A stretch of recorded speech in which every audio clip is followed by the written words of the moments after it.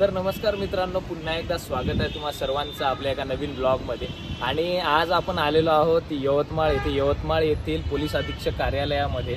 आणि इथे आपण जाणून घेणार आहोत की यवतमाळ जिल्ह्यातील ज्या अनेक गोष्टी आजकाल घडत आहेत, क्राईम म्हणा किंवा पूर्वी घडलेले असतील किंवा भविष्यात घडू नयेत, तर या संबंधी सर्व माहिती किंवा कायदा कसा चालतो, कायदा कसा सर्वांसाठी समान आहे किंवा कायद्याच्या कचाट्यातून कुठलाही गुन्हेगार कशा पद्धतीने वाचू शकत नाही किंवा एखाद्या व्यक्तीने त्या क्षेत्रात कसं जाऊ नये, कशी दक्षता बाळगावी, या संबंधीच्या सगळ्या गोष्टी आपण आज या ब्लॉगमध्ये पाहणार आहोत। आणि कुमार चिंता सर जे पोलीस अधीक्षक आहेत यांच्या सोबत आपण काही गप्पा करणार आहोत। तर हा ब्लॉग शेवटपर्यंत नक्की पहा आणि यातून काहीतरी तुम्हाला सुद्धा फायदा होईल आणि अनेकांना सुद्धा फायदा होईल, हा या ब्लॉगचा उद्देश आहे।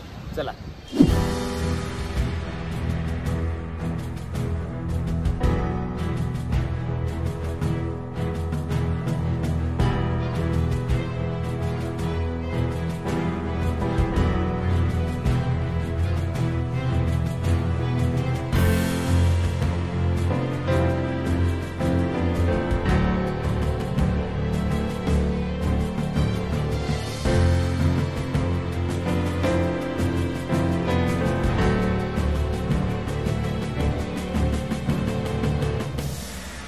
तर जसं की तुम्हाला माहिती आहे, आज आपण आलेलो आहोत यवतमाळ येथे पोलीस अधीक्षक कार्यालयामध्ये। आणि या व्हिडिओचा, या ब्लॉगचा मोटिव्ह तर तुम्हाला माहितीच आहे की आपल्या शहरातील जे शांतता आहे, सुव्यवस्था आहे, ही नांदत राहावी आणि युवा पिढीपर्यंत आपले जे व्ह्यूअर्स आहेत त्यामध्ये अनेक युवा आपले यंगस्टर्स आहेत, तर त्यांच्यापर्यंत कायद्याच्या बाबतीत जी माहिती आपल्याला पोहोचवता येईल त्यासाठीचा हा ब्लॉग आहे। आणि आपल्या सोबत आहेत पोलीस अधीक्षक कुमार चिंता सर। सर, खूप खूप स्वागत आहे तुमचं आमच्या चॅनलवर।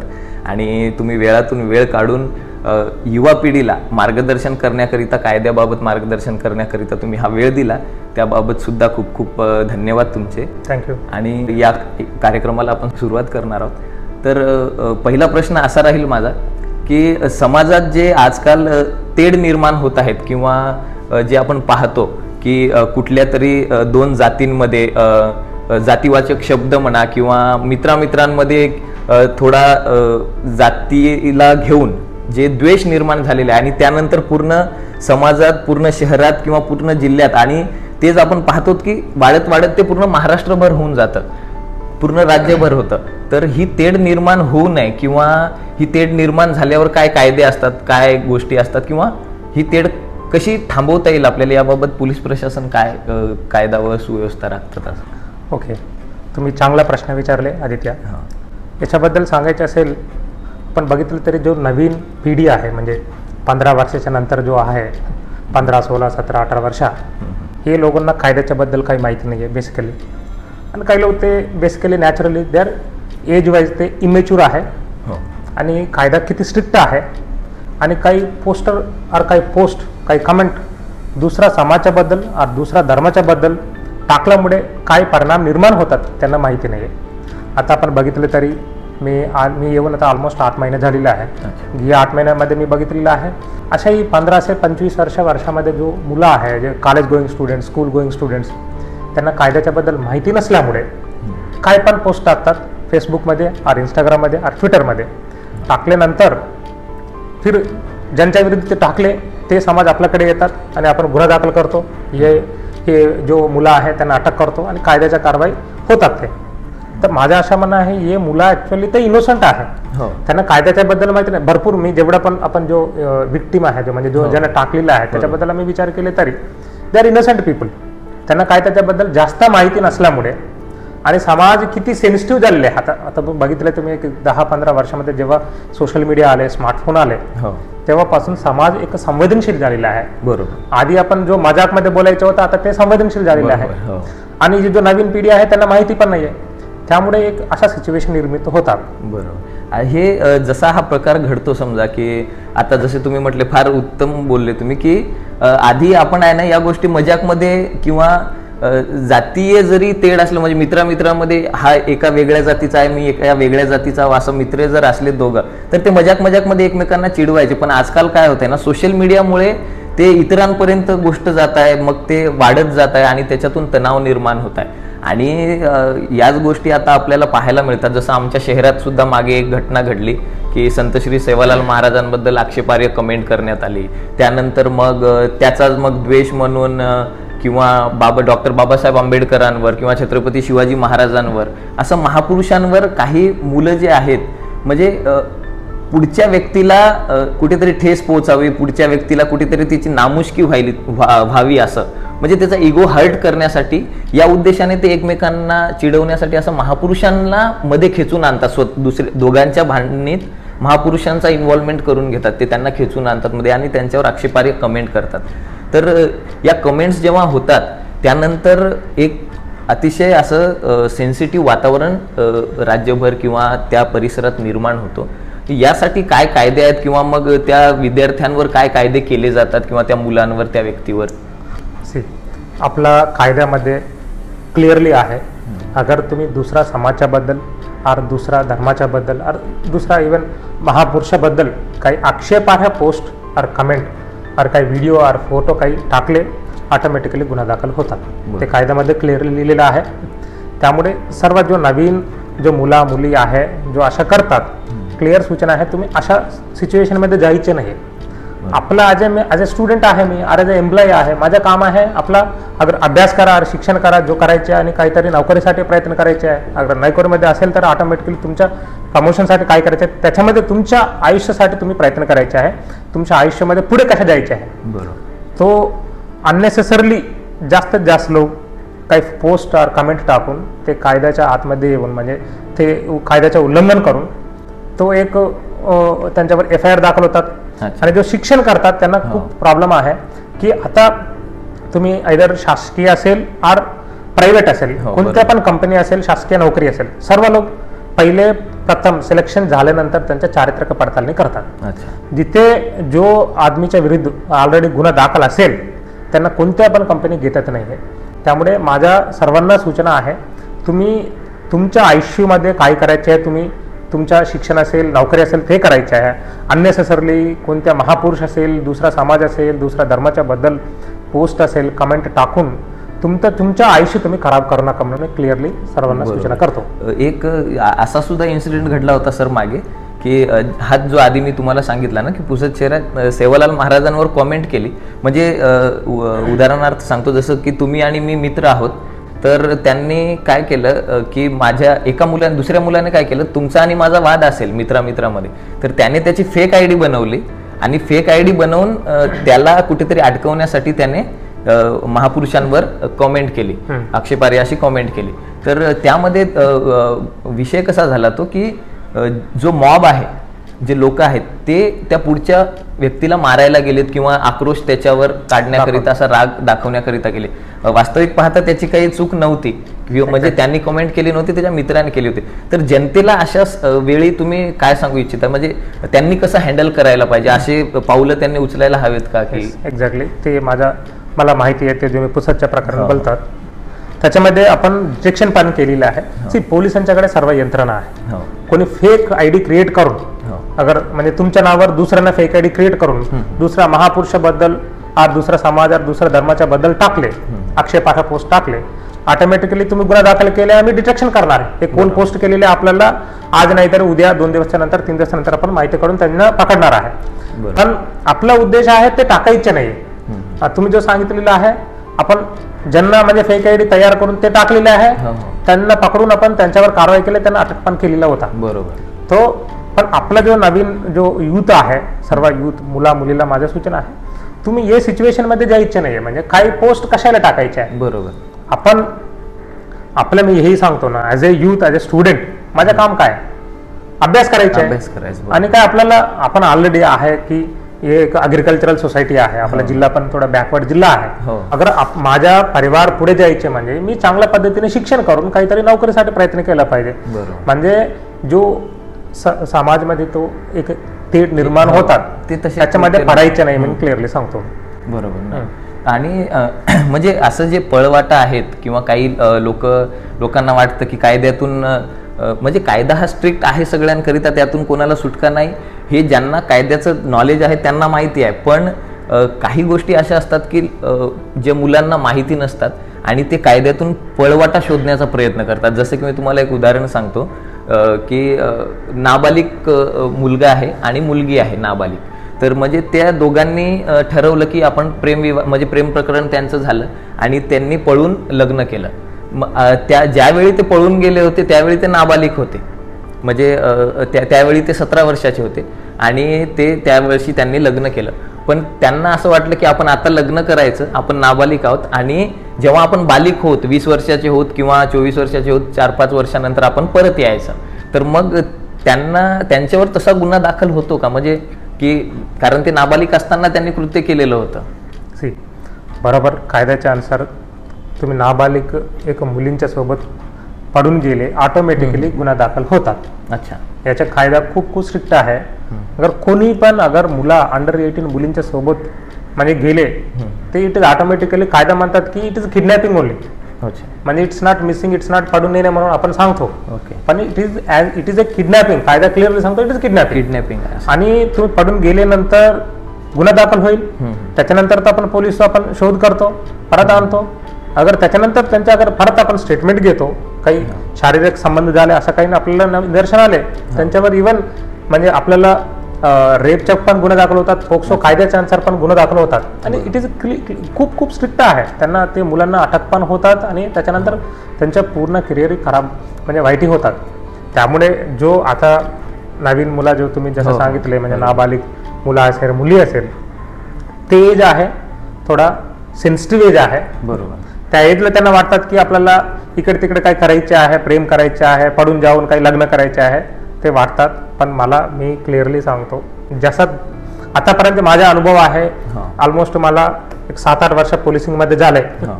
जो मुला मुली अशा पडून गेलेल्या आहेत त्यांच्या आयुष्य खराबी झालेलं आहे, गुन्हा दाखल झाले, अटक झाले, फिर त्यांना सोडून टाका तुम्ही. त्यांच्या फॅमिलीला किती बदनाम आहे. दोघं फॅमिली, मुलीच्या आणि मुलांच्या फॅमिली पूर्ण परेशानीमध्ये जातात. आणि तुम्ही हे करून कोणाला फायदा आहे.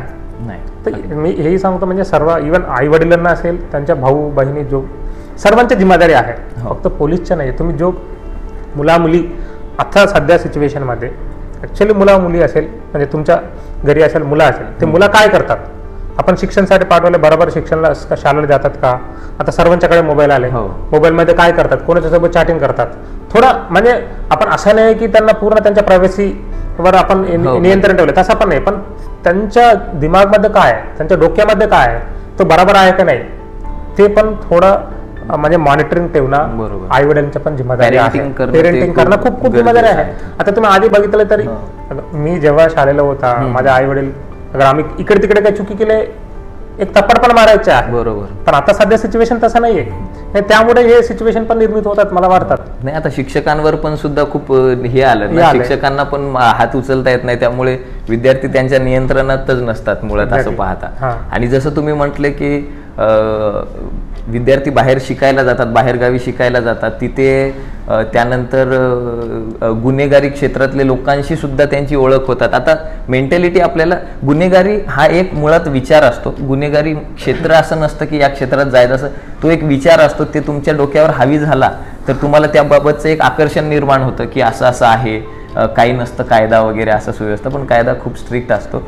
पण काही मुलांना असं वाटतं, काही लोकांना अनेक वेळा मी ऐकलेलं आहे सर लोकांच्या तोंडून, काय होतं एखादं क्राईम केलं तर हा 6 महिन्यावर सुटून आला, तो काय तो फिरतोय बेलवर, असे उद्गार त्यांच्या तोंडून निघतात. म्हणजे ते हलक्यात घेतात. बेल वगैरे झाली तर आता 6 महिने किंवा 7 महिने जे कायद्यानुसार त्यांना बेल मिळत असेल, पण त्यानंतर त्यांचं जे आयुष्य आहे वास्तविक पाहता ते बाहेर जरी फिरत असले तरी त्यांचं आयुष्य फार म्हणजे कायद्याच्या कचाट्यात अडकलेलं असतं.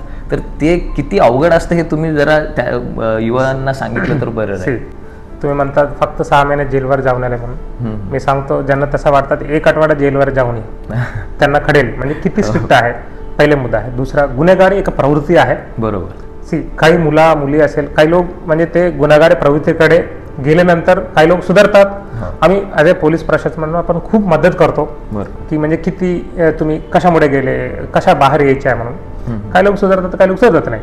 आता दुसरा मुद्दा हा आपल्याला जो नॉर्मल मुला मुली आहे, जो नॉर्मल मुलं आहे ते गुन्हेगार प्रवृत्तीकडे गेले नाही, पण तुमच्या मना आहे का गुन्हेगार प्रवृत्तीकडे लोकांच्या त्याच्या तिकडे बघून ते इन्स्पायर होतात. हो, त्यांना म्हणजे यांना पटकन बेल मिळाल्या म्हणून. हो, तर बघा, ते बेलच्या बद्दल आपण सांगायचं असेल, आपल्या हातात नाही तर कोर्टाच्या आहे. बरोबर. पण एक वेळेला गुन्हा दाखल झाले, मी सांगतो, पहिले तुम्हाला समाजमध्ये बदनाम झाले, तुमच्यावर गुन्हा दाखल झाले, ऑटोमॅटिकली एक तुम्हाला नोकरी तर भेटणारी नाही. आता हे लोक काय करतात, तुम्ही म्हणतात टेम्पररी पिरियड आहे, तुम्ही बघतात.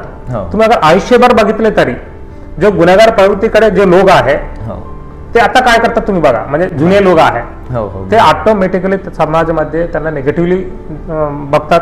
आणि ते एक वेळेला गुन्हा दाखल झाले, अगर नंतर चुकून पण दुसरा गुन्हा दाखल झाला, पोलीस ऑलरेडी म्हणजे 2 प्लेस ऑफेंडर, म्हणजे ज्यांच्या विरुद्ध 2 प्लेसपेक्षा जास्त गुन्हा दाखल झाले, आम्ही निश्चित करतो की हे गुन्हेगार आहे, त्यांना आम्ही सोडणार नाही. पुढच्या वेळेला तुम्हाला दुसरा और तिसरा गुन्हा दाखल झाले हे पण आपण मेन्शन करतो, आणि त्यांना बेली नाही मिळायला पाहिजे. आणि पुढे आपण अगर ते अशा सिरियस ऑफेंडर करतात असेल त्यांच्या विरुद्ध आपण MPDA कारवाई करतो, अशा मोका करतो, असा भरपूर कायदा आहे, भरपूर आहे. त्यामुळे माझं सांगणं आहे, तुमचं इन्स्पिरेशन आहे समाजमध्ये कोण असला पाहिजे, ज्यांना जो चांगला अभ्यास केले, जो चांगला नोकरी करतात, जो चांगला बिझनेस करतात, चांगल्या पद्धतीने सेटल झालेले आहेत, ते आपलं इन्स्पिरेशन असला पाहिजे. ते गुन्हेगारच्या प्रवृत्ती लोक, जो गुन्हेगार लोक अगर इन्स्पिरेशन केले, ऑटोमॅटिकली त्यांच्या पुढे 20 वर्षांनंतर 30 वर्षांनंतर ते काय होणार तुम्हाला माहिती नाही. त्यामुळे हे जो गुन्हेगार लोकांना इन्स्पायर केव्हा पण करायचे नाही, इन्स्पिरेशन घ्यायचे नाहीये. आपला इन्स्पिरेशन एक महापुरुष असला पाहिजे, म्हणजे छत्रपती शिवाजी महाराज असेल, डॉक्टर बाबासाहेब आंबेडकर असेल, हे लोक आपला इन्स्पिरेशन असला पाहिजे. आणि आपल्या समोर जो दिसतात आता सध्यामध्ये, म्हणजे तुमच्या घराच्या बाजूला असेल, ते मुलं बॅकवर्ड फॅमिलीतून आले, चांगल्या पद्धतीने अभ्यास केले आणि प्रॉपरली सेटल झाले, ते तुमचे इन्स्पिरेशन असला पाहिजे, हे गुन्हेगार नाही. बरोबर. नाही, ते आता एक काय आहे ना, नवीन नवीन आता जसं इंस्टाग्रामवर रील्स म्हणतो आपण किंवा पोस्ट्स म्हणतो, तर त्या माध्यमातून आता इंस्टाग्राम म्हणजे त्याचा वापर म्हणजे मोस्टली खूप वाढलेला आहे आणि सगळीकडे लोक रील्स वगैरे पाहतात. तर जे यंग जनरेशन असते, म्हणजे जी 17-18 वर्षाचे, ज्यांना नॉलेज नसतं किंवा आता न्यूजपेपर रीडिंग नसतं, त्यामुळे त्यांना त्या बाबतीत माहीत नसतं, पण मग ते जे गुन्हेगारी प्रवृत्तीचे लोक आहेत किंवा ज्यांना त्याबाबत समज नसते किंवा नकळतपणे अशा जे व्हिडिओज वगैरे, रील्स वगैरे जे टाकतं, तुमच्याकडे तर येतच असणार, तुम्ही बघितलेच असणार,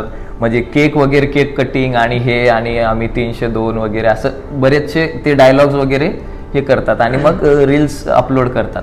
तर अशा रील्स जेव्हा अपलोड होतात तेव्हा समाजात एक अराजकता निर्माण झाल्याचं आपल्याला दिसून येतं, कारण पाहता पाहताच आपल्याला वाटतं हे हा काय प्रकार आहे असा. तर त्याबाबत काय कायदेशीर कारवाई करता तुम्ही असं?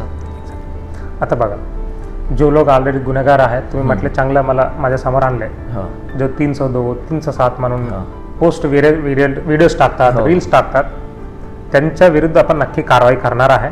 अगर तुमच्या समोर म्हणजे सर्वांसाठी सांगतो, आपल्या जिल्ह्यामध्ये पण कोणाला वाटलं की सर आता ते अशा व्हिडिओज टाकतात, रील्स टाकतात, तुमच्या समोर आले, आम्हाला कळवा, म्हणजे मला कळवा, सायबर टीमला कळवा, आपण नक्की त्यांच्यावर कारवाई करू. आणि दुसरं आहे, हे बघून बाकी जो नॉर्मल मुला मुली आहेत ते म्हणजे त्यांच्या आयुष्यामध्ये वाईट नाही झाला पाहिजे. आपला उद्देश आहे ते जो तटस्थ आहे, ते तटस्थ मुला म्हणजे अशा लोकांना बघून इन्स्पिरेशन होऊन ते निगेटिव्ह म्हणजे लाईफमध्ये जायचं नाही, म्हणून आपला मुख्य उद्देश आहे. बरोबर. आणि जो गुन्हेगार अशा टाकतात, नक्की त्यांच्यावर आपण कारवाई करणार आहे. आणि तुमच्या समोर कोणी आपल्या जिल्ह्यामध्ये असेल, मी नक्की सांगतो, बाकी लोकांना पण सांगतो, गोपनीय पद्धतीने आम्हाला द्या, आम्हाला माहिती कोण देतात मी कोणाला सांगणार नाही, मला फक्त माहिती पाहिजे, माहिती मला मिळाली तरी ऑटोमॅटिकली आम्ही कारवाई करू. तो म्हणजे तुमच्या माध्यमातून मी सर्वांना, आपला यवतमाळ जिल्ह्याच्या सर्व युवती युवकांना आणि सर्व नागरिकांना विनंती करतो, सजेशन करतो, अगर कोणी आक्षेप पोस्ट टाकले, काही मेसेज टाकले, कंटेंट टाकले, पहिले तुम्ही रिॲक्शन करायचे नाही, तुम्ही येऊन आम्हाला तक्रार द्या, आम्ही ऑटोमॅटिकली कारवाई करतो. आणि कुठेतरी तुम्ही जाऊन त्यांना मारहाण केले, हे केले, तुमच्यावर पण गुन्हा दाखल होईल. ते म्हणजे कायदा कोणी पण त्यांच्या हातात घ्यायचे नाहीये. तुम्हाला वाटलं कायदा भंग झालाय, आम्हाला कळवा, पहिला आम्ही व्हेरीफाय करतो आणि त्यांच्यावर कारवाई करतो. आणि हे पण आहे, तुम्ही अननेसेसरली कुठल्या पण ठिकाणी, हे फेसबुक, इंस्टाग्राम, ट्विटर हे आल्यानंतर व्हॉट्सअपमध्ये स्टेटस ठेवतात, हे 4 जो आहे खूप खूप सेन्सिटिव्ह झालेला आहे. तुम्हाला वाटतात इकडे आले मी तिकडे फॉरवर्ड करतो, अरे कोणी टाकले त्यांच्यावर कमेंट टाकतो, त्यांच्यामुळेही प्रॉब्लेम बहुतेक प्रॉब्लेम त्यांच्यामुळे येतात. तर तुम्ही काही करायची गरज नाहीये, हे करून तुम्हाला काही फायदा भेटले, अगर मी काही आक्षेपार्ह पोस्ट तुम्ही टाकले हो तुम्हाला काय भेटतात? काहीच नाही. ऑटोमॅटिकली दुसरा वाला येतात तुमच्यावर गुन्हा दाखल करतात आणि आम्ही अटक करतो, संपले. अगर टाकले नाही तरी टाकले नाही तर वेल अँड गुड.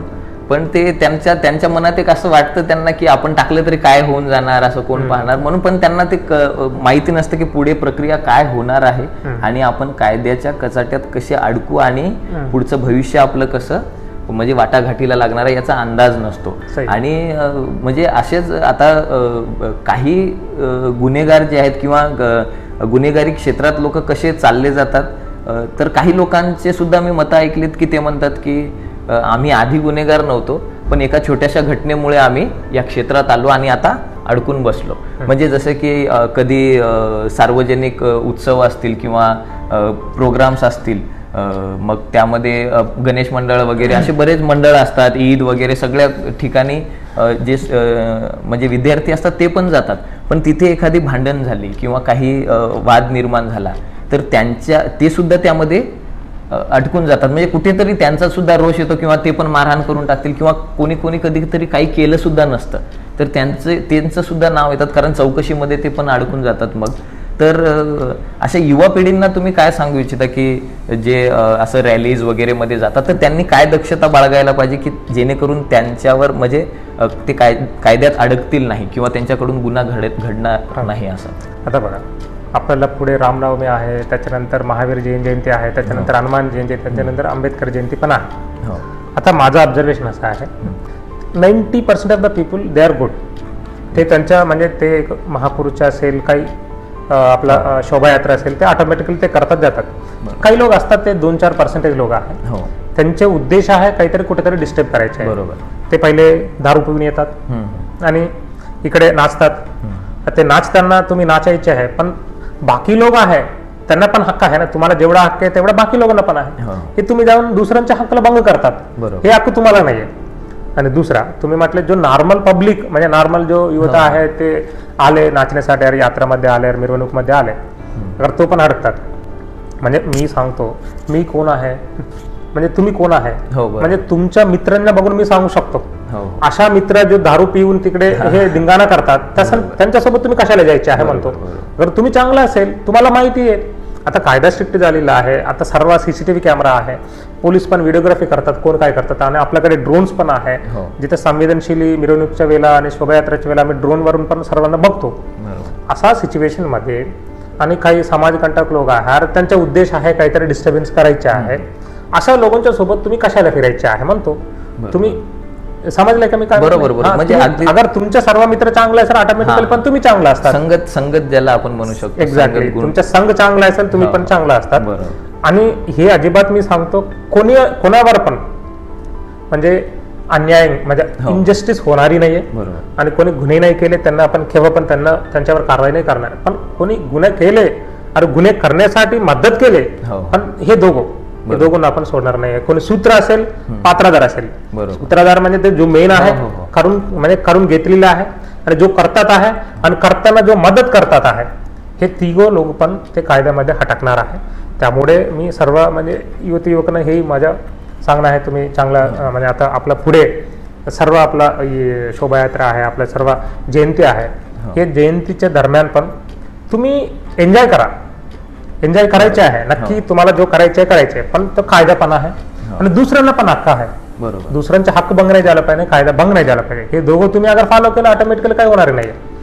पण तुम्ही बघा तुमच्या जो ग्रुप आहे ते कोणत्या प्रकारचे ग्रुप आहे, त्या ग्रुपमध्ये कोणी अशा लोक आहे का गुन्हेगार प्रवृत्तीवाला गुन्हेगार आहे का, तुम्ही आमच्या समोर आणा ना. आता आपल्याकडे पूर्ण जिल्ह्यामध्ये 31 पोलीस स्टेशन आहे, तुम्ही माझ्यापर्यंत ते येऊ शकत नसेल. तुमच्या समोर तिकडे बीट अंमलदार असतात, अधिकारी असतात, पोलीस स्टेशन इंचार्ज, त्यांना सांगू शकता तुम्ही पुढे आधी सांगा सर यांच्यामुळे काही प्रॉब्लेम होण्याची शक्यता आहे, तुमच्याकडे कारवाई म्हणा, आम्ही कारवाई करतो. हे म्हणजे माझं म्हणणं आहे, एवढा मोठा जिल्हा आहे आपला.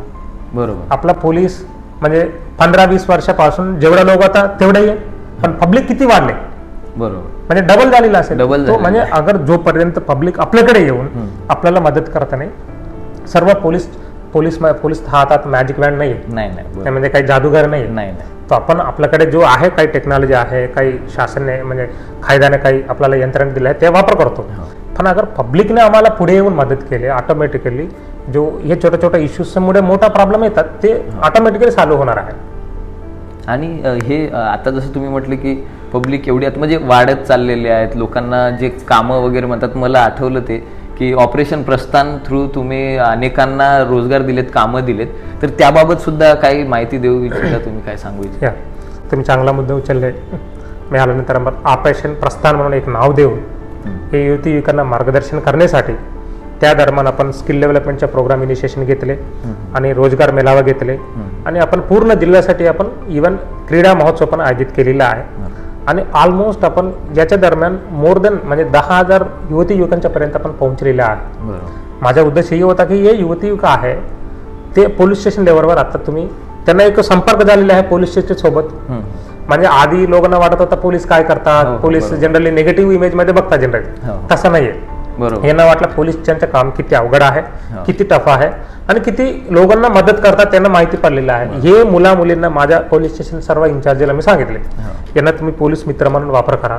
त्यांच्यासोबत एक व्हॉट्सअप ग्रुप तयार करून तुम्ही त्यांच्यासोबत नेहमी संपर्क ठेवा. आणि जो मुला मुले गावमध्ये आहे आता तुम्ही त्यांच्यासोबत नेहमी संपर्क ठेवून त्यांना कुठेतरी मार्गदर्शन करायच्यासाठी आपला प्रयत्न आहे. असा जेव्हा माझ्या सण येतात सणच्या वेळेला आणि जेव्हा पण आपल्याला मोठा बंदोबस्त होतात त्यावेळेला हे आपल्याला पण मदत करतात आणि त्यांच्यासोबत पण नेहमी पोलीस प्रशासन त्यांच्यासोबत आहे. नाही अगदीच. आणि सरांचा हा मोटिव्ह खूप छान आहे आणि त्याच्या म्हणजे स्लोगनच आहे आपला कॉमन मॅन आणि पोलीस. तर हा मैत्री शिल्प मी तुम्हाला सुरुवातीला दाखवला तो आणि खरंच खूप उत्तम हा म्हणजे ही योजना आहे की ज्याच्यामुळे काय होतं कॉमन मॅन आणि पोलीस यांच्यामधला सुद्धा एक संवाद वाढतो, कुठेतरी ते कनेक्ट राहतात. त्यांना असं नाही वाटत की म्हणजे पोलिसांजवळ जाण्याची भीती नाही वाटत. अशा गोष्टी सुद्धा त्यामधून घडून येतात. आणखी एक प्रश्न असा होता की एखादी महिला असेल तिला जर एखाद्या गोष्टीचा त्रास जात असेल तर मागे एक असा इन्सिडेंट घडला की एका मुलीला आहे ना कोणीतरी एक व्यक्ती त्रास देत होता आणि कंटिन्युअसली तिला मेसेज वगैरे असं हे होत होतं. पण तिला काय वाटलं की आपण आहे ना कंप्लेंट केली तर आपण बाहेरगावी शिकायला आहोत, तर घरचे आपल्याला परत बोलवतील किंवा त्या संबंधी आपल्याला त्रास जाईल, मग कसं करायचं. तर तिला वाटलं की आपण कंप्लेंट करायला नको, आपण असंच बाहेरून बघू कुठून काही सॉल्व्ह होतं का. पण ते कसं बाहेरून आपण कधी एखादी गोष्ट सॉल्व्ह करायला जातो ना तर ते वाढू शकतात, म्हणजे विषय तो वाढला जातो. तर याबाबत काही तुम्ही सांगू इच्छिता की विदाऊट कंप्लेंट अशा काही गोष्टी तुम्ही सॉल्व्ह करता किंवा त्याला ते कंप्लेंट करणं अनिवार्य आहे असं? एक्झॅक्टली, तुम्ही चांगला मुद्दे उचलले. माझं सांगणं असं आहे जेव्हा प्रॉब्लेम छोटा आहे तेव्हा आम्हाला कळवा. बरोबर. ते काय करायचं आपण डिसाईड करू. अगर तुम्ही असं म्हटले की अगर मी कंप्लेंट केली मला आई वडील नाही फिर घरी बोलवतात माझ्या शिक्षण, तसं काही नाही. आता काही लोक आहे मुलींना त्रास देणार जो मुलं आहे आम्ही त्याचे म्हणजे crime against women or children or girls we take it very seriously. ते गुन्हेगार आहेत त्यांना आपण सोडणार नाहीये. पण आता यांच्या जिम्मेदारी आहे, मुलींच्या जिम्मेदारी आहे, जो महिलांच्या जिम्मेदारी आहे. तुम्ही येऊन पहिले जेव्हा सुरुवातीला आहे तेव्हा कंप्लेंट दिले काही मोठे गुन्हे घडणार नाही. तुम्ही अगर ते मुलांना वाटतात तुम्ही कंप्लेंटही नाही दिले त्यांना वाटतात हा काय होणार नाही, ती मुली केव्हा पण कंप्लेंट करणार नाही, ती महिला केव्हा पण कंप्लेंट करणार नाही, मी पुढे पण जाऊ शकतो. बरोबर. अशा काही मोठा घटना करण्यासाठी ते प्रयत्न करू शकतात. त्यामुळे माझ्या सर्व महिला आणि सर्व मुलींना पण माझ्या सूचना आहे जेव्हा तुम्हाला वाटतात हे त्रास देतात पटकन तुम्ही येऊन पोलिसांना सांगा. कंप्लेंट देतात का नाही ते वेगळं बात आहे, आपण पुढे काय करायचे ते आपण बघू. पण ऍटलीस्ट कंप्लेंट दिले पोलीसच्या समोर आले त्यांना वाटतात एक भीती वाटतात आणि कायदे पण ऑटोमॅटिकली अप्लिकेबल होतात. त्यांना अगर तो पण छोटा मुले असेल त्यांना आपण काउन्सिलिंग सारखं करू, नाहीतरी अगर काय ऑटोमॅटिकली कॉग्निझेबल आपण झाले गुन्हे दाखल करून त्यांच्यावर जो कायद्याच्या अनुसार कारवाई करू. पण ते पुढे येऊन कंप्लेंट दिलाही पाहिजे तेव्हाही आपल्याला जो छोटा गुन्हेगार आहे हिम्मत करणं ती गरजेचं आहे. एक्झॅक्टली, हिम्मत करण्याच्या मुलींच्या गरज आहे, नाहीतर ते मुला हिम्मत करतात जाऊन ते पुढे काही मोठा घटना त्यांची हिंमत वाढून जाते आणि तो विषय तसाच वाढत एक्झॅक्टली एकदम अगदी असा पुढे चालला जातो. आता जसं आपण पाहू शकतो म्हणजे गाड्या वगैरे घेऊन जे मुलं म्हणजे मागे जातात किंवा एकदम बाईक रेसिंग बाईक या त्या गोष्टी घडतात आणि त्यातूनच आहे ना अपघात सुद्धा घडतात. म्हणजे त्या विषयापासून ती गोष्ट सुरुवात होते, एखाद्या मुलीच्या मागे जाणं पण तिथून गाडी पळवून दुसऱ्याचा अपघात होणं, मग त्या व्यक्तीमुळे तो पुढचा व्यक्ती दुखापत होते. तर म्हणजे अशा अनेक घटना घडताना आपल्याला दिसून येतात. पण म्हणजे असे मग हे बरं अपघात वगैरे जेव्हा होतात तर यासाठी तुम्ही कशी दक्षता बाळगता किंवा अपघात होऊ नये किंवा झालेला अपघात असेल तर त्याबाबतचे कायदे काय असतात? ओके, आता बघायचे असेल, आपला जिल्हा खूप मोठा आहे आणि मोठा मोठा हायवे पण आहे. ते पांढरकवडा नागपूर हायवे आहे आणि आता आपला हे पण आहे म्हणजे नांदेड, म्हणजे यवतमाळ नांदेड जो हायवे आहे. आणि भरपूर ठिकाणी आपला इवन घाट रोड्स आहे. यवतमाळला पण घाट रोड आहे, पुसदला पण घाट रोड आहे. मी बघितलं, माझा अभ्यास असा झालाय, जिथे जिथे मोठा ऍक्सिडेंट होतात आयदर हायवेवर और घाट सेक्शनवर जनरली जास्त चान्सेस आहे. आणि ऍक्सिडेंट केव्हा होतात? ते संध्याकाळी और अर्ली मॉर्निंग होतात. आयदर दारू पिऊन गेलेला आहे संध्याकाळी और अर्ली मॉर्निंग त्यानं झोप आलेला आहे. आता मला माझा अनुभव और माझा अभ्यास असं झालाय, आपण तुम्ही 15-20 वर्षामध्ये आपल्या समाजामध्ये किती गाडी वाढलेल्या आहे. म्हणजे टू व्हीलर असेल, फोर व्हीलर असेल. एक 20 वर्षाच्या पूर्वी एक गावाला मॅक्सिमम एक टू व्हीलर, एक फोर व्हीलर खूप आणि एक फॅमिली, म्हणजे तुम्ही अगर एक कॉलनीमध्ये एक फोर व्हीलर असू शकतात, असतात. आता तुम्ही बघितलं तर सर्वांच्याकडे एक घरी 1-2 फोर व्हीलर, 1-2 टू व्हीलर नक्की आहेत. जेवढे लोक आहेत तेवढ्या लोकांना आहे. म्हणजे माझं म्हणणं आहे, रोड तर तेवढे आहे, थोडं वाढलेलं असेल, पण त्याच्यापेक्षा डबल और ट्रिपल गाडी पण वाढलेली आहे. वाहनं पण तेवढे वाढलेत. एक आहे मुद्दा. दुसरा मुद्दा आहे, आता जो नवीन मुला मुली त्यांना जो काय म्हणतात आपण डिसिप्लिन आहे, ट्रॅफिक डिसिप्लिन नाही आहे. बरोबर. किती ट्रॅफिक पोलीस काम, आपण तर कारवाई करतात, कारवाई केली तरी फ्री इकडून तिकडून फोन ते ठीक आहे, ते चालतात. पण पहिले मी सांगतो भाई, अगर मी रस्त्यावर गेल्यानंतर माझ्या गाडी घेऊन गेल्यानंतर माझ्या सुरक्षा माझ्या जिम्मेदारी आहे ना. बरोबर. तुम्ही बेसिक गोष्टी मी सर्वांना सांगतो, तुम्ही टू व्हीलर वापर केले हेल्मेट आणि फोर व्हीलर वापर केले ऑटोमॅटिकली सीट बेल्ट, हे दोनों एटलिस्ट तुम्ही फॉलो केले, ऑटोमॅटिकली ऍक्सिडेंट झाले पण ते तुम्हाला काही नुकसान होणार नाही. अगर काहीतरी घडले एटलिस्ट आयुष तर देणार नाही. बरोबर. आम्ही भरपूर ठिकाणी बघितलेलं आहे, जिथे सीट बेल्ट लावले, जिथे हेल्मेट लावले, ते जिवंत होतात. आणि छोटासा ऍक्सिडेंट असेल, तुम्ही सीट बेल्ट नाही लावले, ऍक्सिडेंट घडले, ते जीव जातात. बरोबर. आणि याच्यामध्ये फिर अगेन 2-3 मुद्दा आहे. मी तर चांगला म्हणतो, तुम्ही सांगतात की मी दारू पितत नाही, मी ऑटोमॅटिक अलर्टमध्ये राहतात, मी जातो. अरे तुम्ही अलर्टमध्ये असेल, मागतून कोणी ट्रकवाला आले, काही बसवाला आले, कोणी धडकले, रस्त्यावर जाताना तुम्ही फक्त नाहीये, भरपूर गाडी आहे, तर मागच्या वाला पुढे वाला पण दारू पिऊन आले, काही धडकले, नुकसान तर तुम्हाला पण होईल ना. त्यांची गॅरंटी नाही. त्यामुळे मी सर्वांना विनंती करतो, तर माझ्या सेफ्टीसाठी मी काय करू शकतो? सीट बेल्ट तर घालू शकतो और हेल्मेट तर घालू शकतो. त्याच्यानंतर पुढच्या गोष्ट आहे आपला, मी आतापर्यंत सर्व पोलीस स्टेशनसाठी आणि ट्रॅफिक ब्रांचसाठी ड्रंक अँड ड्राईव्ह कारवाई करण्यासाठी जो ब्रेथ अँड मेसेज पण आपण ऑलमोस्ट 50 खरेदलेला आहे. आता आपण गेल्या महिन्यापासून आपला कारवाई खूप वाढलेला आहे. म्हणजे आपण काय करू शकतो, मी अभ्यास केले ऍक्सिडेंट प्रमाण कमी होण्यासाठी. एक तो आपण ड्रंक अँड ड्राईव्ह कारवाई ते खूप वाढवलेला आहे. दुसरा आपला चलान तर होतच राहतात.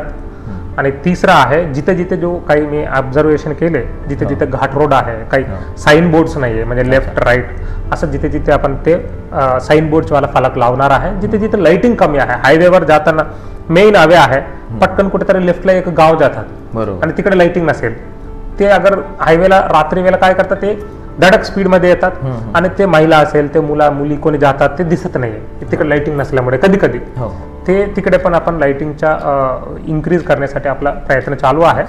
पण माझ्या सगळ्या नागरिकांना विनंती आहे की तुम्ही हेल्मेट आणि सीट बेल्ट घाला. 99% तुम्हाला काय होणार नाही. बरोबर. आणि आता जसं सरांनी सांगितलं की ही दक्षता बाळगणं खूप गरजेचं आहे. म्हणजे सीट बेल्टने आणि हेल्मेटने शक्यता एवढी असते की माणूस जिवंत वाचतो. म्हणजे परिवाराची तेवढी हानी होत नाही, कारण परिवारातला एक करता माणूस जाणं म्हणजे ते परिवार कोलॅप्स होणं. एक्झॅक्टली. त्यानंतर त्या परिवाराला कोणी आधार नसता. आपण म्हणतो की नातेवाईक हे ते, पण मेन करता माणूस जेव्हा चालला जातो तेव्हा तो पूर्ण परिवार ढासळला जातो. तर असे आणि दुसरा मुद्दा मी सांगतो, आणि ऍक्सिडेंटच्या प्रमाणामध्ये एक तो ड्रंक अँड ड्राईव्ह आहे, दुसरा ओव्हर स्पीडिंग आहे. तुम्ही ऑलरेडी सांगितलं. म्हणजे ओव्हर स्पीडिंग कशाला जायचे मला हे कळत नाही आतापर्यंत. मी आल्यानंतर आपण इव्हन पोलीस प्रशासन पण सर्वांना क्लिअर सूचना दिल्या, 80च्या स्पीडवर कोणी जायचं नाही. तुम्हाला एवढं काय कोणत्या इम्पॉर्टंट मीटिंग आहे पुढे, तुम्ही 100 म्हणजे 140-120 वर जायचे आहे, तर मला मी सांगतो बाई 80 आपलं लिमिट आहे. 80 जिथे 80 असेल, 60 असेल, 40 असेल, शहरमध्ये असेल, तेवढ्यापेक्षा जास्त स्पीडवर जायचे नाहीये. Speed doesn't thrill, it kills. सर्वांना माहिती आहे. म्हणजे स्पीड किल्स नॉट थ्रिल्स म्हणून एक स्लोगन पण आहे, म्हणजे सर्वांना माहिती आहे. तर ओव्हर स्पीडिंगमुळे ते जास्तीत जास्त ॲक्सिडेंट्स होतात. म्हणजे सर्वांना या हे तुम्ही स्पीडवर गेले, तुम्ही स्पीडवर पण वरती जातात. हो ना, हो ना, स्पीडवर आपण वर पण चालले जाणार. तसंही आता चालू आहे. त्यांना असं वाटतं की म्हणजे स्पीडने आम्ही पळवलं तर त्यांना ते स्पीड एक म्हणजे आता मॉडर्न झाल्यासारखं त्यांना असं वाटतं, पण काय ते धोकादायकच आहे आणि फार त्याने नुकसान होतं. तर अशा गोष्टी टाळणं फार गरजेचं आहे. आणि दुसरा मुद्दा असा की जसं आता आपण सध्या पाहतोय की किडनॅपिंग म्हणा किंवा हरवलेले इसम जे असतात, तर यांच्या बाबतीत सुद्धा काही प्रकार घडताना आपल्याला दिसून आलेत. म्हणजे मध्यंतरी न्यूजपेपरमध्ये या घटना व्हायला लागल्या होत्या. काही 1-2 घटना आपल्या जिल्ह्यात सुद्धा आढळून आल्यात. तर हे हरवलेल्या इस्मांबाबत कशी चौकशी केली जाते किंवा आपण कधी त्याबाबत पोलिसांकडे जावं, म्हणजे 24 तासानंतर असं काहीतरी असतं. तर जो हरवलेल्या इस्मांच्या रिलेटेड आपण पोलीस स्टेशनमध्ये गुन्हा दाखल करतो आणि आम्ही खूप सिरियसली घेतो. म्हणजे महिला आणि बालच्या विरुद्ध गुन्हे असेल, दुसरा किडनॅपिंग आर हरवलेला इसम, हे दोघं खूप सिरियसली म्हणजे पहिल्या प्रायोरिटीवर घेतो आम्ही. आणि हरवलेला म्हणजे आपण पटकन म्हणजे त्यांच्याकडे मोबाईल असेल आपण ट्रेस करतो, कुठे आहे काय आहे पटकन आणतो. आणि आपण गेला आठवड्यामध्ये बघितलं असेल आतापर्यंत आम्ही मे बी मला वाटतात की हायेस्ट असेल आपल्या महाराष्ट्रामध्ये, पण नॉट मोर दॅन म्हणजे नॉट लेस देन आपण 300 पीपलला जो म्हणजे आधीपासून पण गेल्या 4-5 वर्षापासून पण हरवलेलं होतं, सर्वांना पण आपण शोधून आणले. म्हणजे काहीतरी त्यांच्या नातेवाईकडे असेल, कोणी कुठेतरी असेल, इकडे तिकडे असेल सेटल झालेलं, ते लोकांना पण शोधून आपण आणलेलं आहे. आणि याच्याबद्दल पोलीस प्रशासन खूप सिरियसली घेतलेलं आहे. हे की आपण हे अपेक्षा करतो की म्हणजे जो फिर्यादी असेल म्हणजे त्यांच्या फॅमिलीकडून मदत पाहिजे. तुम्ही त्यांच्या पद्धतीने काही आपल्याकडे त्यांच्या सोशल मीडिया अकाउंट असेल, मोबाईल फोन नंबर असेल, ते दिले तरी ऑटोमॅटिकली आपण शोधणं आपल्याला आसान आहे. हो बरोबर. तसं तांत्रिका जो आहे आपल्याकडे काही तांत्रिक टेक्नॉलॉजी आहे, ते टेक्नॉलॉजी वापर करून ते शोधले जाऊ शकतात. कारण म्हणजे लोकांना आता अशा काही घटना घडल्या तर लोकांच्या मनात मग भीती वाढायला लागते ना, म्हणून हा प्रश्न होता. म्हणजे समाधानाकरिता की या सुद्धा यंत्रणा आहेत ज्या थ्रू म्हणजे शोधून आपले जे हरवलेले इसम आहेत ते सापडले जातात असं. तर आणखी एक विषय असा की आता समजा आता पुढे रामनवमी येते किंवा अनेक सण आहेत, सण उत्सव आहेत, तर त्या सणा उत्सवानिमित्त तुम्ही काय सांगू इच्छिता आपल्या सर्व प्रेक्षकांना किंवा नागरिकांना? यवतमाळ जिल्ह्याच्या सर्व नागरिकांना, सर्व मुलामुलींना माझ्या क्लिअर सूचना आहे. जो येणारे सण आहे, रामनवमी आहे, आंबेडकर जयंती आहे, महावीर जयंती आहे, हनुमान जयंती आहे, आता या महिन्याला एवढा आहे, तुम्ही शांतयुत पद्धतीने सादर करा. यू हॅव टू तुम्ही एन्जॉय करा. पण कुठल्या पण सिच्युएशनमध्ये कायदा तुमच्या हातात घ्यायचे नाही, दारू पिऊन नाचायचे नाही. आणि दुसरा मंडळच्या सोबत पण तुम्ही वाद करू नका. मी सांगतो तुम्हाला काही अडचण आले, पोलीस प्रशासन आहे, पहिले त्यांना कळवा. आणि कुठल्या पण ठिकाणी तुम्ही वाद करे तुम्ही त्यांच्यासोबत मारामारी केले, फिर दोघांच्या विरुद्ध गुन्हा दाखल होतात, फिर त्याच्यानंतर परेशानी चालू होतात कायद्याच्या. त्यामुळे तुम्हाला काय अडचण आले पहिले आम्हाला कळवा, मी कायद्याच्या अनुसार कारवाई करतो. दुसरा मुद्दा आहे, आता समाजमध्ये पण मी ऑलरेडी सांगितलेलं आहे, संवेदनशील झालेलं आहे. कुठल्या पण ठिकाणी फेसबुक और इंस्टाग्राम और ट्विटर और व्हॉट्सअपवर आक्षेपार्ह व्हिडिओज, फोटोज, पोस्ट, कमेंट टाकू नका. अगर तुमच्याकडे काही आले आक्षेपार्ह व्हिडिओसार काही आम्हाला सांगा, आम्ही खात्री करतो आपल्याकडेचे आहे का नाही, दुसऱ्या राज्याचे आहे का, दुसऱ्या देशाचे आहे का, आम्ही खात्री करून त्यांच्यावर काय कारवाई करतो. पण तुम्ही त्यांच्यावर रिॲक्शन केले, अरे माझ्या महापौरुषाबद्दल, माझ्या समाजाबद्दल यांना काही आक्षेपार्ह पोस्ट टाकले म्हणून तुम्ही त्यांच्याबद्दल, त्यांच्या समाजाबद्दल तुम्ही टाकले, तुमच्यावर पण गुन्हा दाखल त्यांच्यावर तर होणारही आहे. तर त्यामुळे कायदा कोणी हातात घ्यायचे नाही. आणि याच्यामुळे पण जो लोक जमा होतात इकडे तिकडे, फिर आम्हाला एक समाजमध्ये तेट निर्माण होतात, ते होईचे नाही म्हणून आपला मुख्य उद्देश आहे. जो नवीन मुलांना माझ्या सूचना आहे, म्हणजे मोबाईल तुमच्या हातात आहे, हे चांगला तुमच्या शिक्षणासाठी, तुमच्या स्किल डेव्हलपमेंटसाठी, तुमच्या नोकरीसाठी वापर करा. अननेसेसरली काही आक्षेपार्ह टाकले तरी कायदा ऑटोमॅटिकली अप्लिकेबल होणार आहे. आणि दुसरा आहे, जिथे आपल्या जिल्ह्यामध्ये म्हणजे जो मुलामुली म्हणजे प्रेम प्रकरणामुळे पडून जातात, तुम्ही या गोष्टीमध्ये गेले ऑटोमॅटिकली अंडर-18 जेवढं पण आहे मुली अंडर-18 मुलींच्या सोबत गेले हे नाही आहे, आणि कारवाई होईल, गुन्हा दाखल होईल, अटक पण होईल. अशा गोष्टीमध्ये जायचं नाही. माझा एकही म्हणणं आहे, तुम्ही लोक जो शिक्षणचा एज आहे, शिक्षणच्या एज म्हणजे वयाच्या वेळेला चांगल्या पद्धतीने शिक्षण करा. तुमचा परिवार आहे, खूप प्रयत्न करून खूप प्रयास करून तुम्हाला अभ्यास शिक्षणासाठी ते पैसा खर्च करतात. आपण काय करायचं, फक्त शिक्षण करायचे. शिक्षण करून नोकरी घेऊन तुम्ही ऑटोमॅटिकली त्याच्यानंतर तुम्ही सेटल झाले, चांगल्या पद्धतीने तुमच्या आयुष्य पुढे जातात.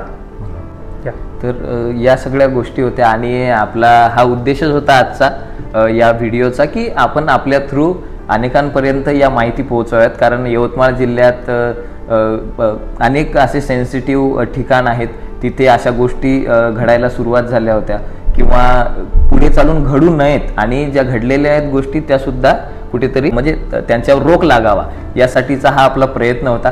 आणि सरांनी अतिशय सुंदर प्रकारे म्हणजे युवा पिढीला तुमचं जो मार्गदर्शन आहे या गोष्टीचा, याचा नक्कीच लाभ होणार आहे आणि आपल्या चॅनल थ्रू पण लाभ होईलच याचा. तर तुम्ही वेळातून वेळ काढून या सर्व गोष्टी आम्हाला सांगितल्यात आणि शहरात आणि या जिल्ह्याला तुमच्यासारखे एक अधीक्षक आम्हाला लाभले, हे सुद्धा भाग्य. आणि पुढे चालून सुद्धा तुम्ही असेच कारवाई करत राहाल आणि आमच्या या जिल्ह्याची सेवा करत राहाल अशी अपेक्षा करतो. खूप खूप धन्यवाद सर, खूप छान वाटलं तुम्हाला भेटून.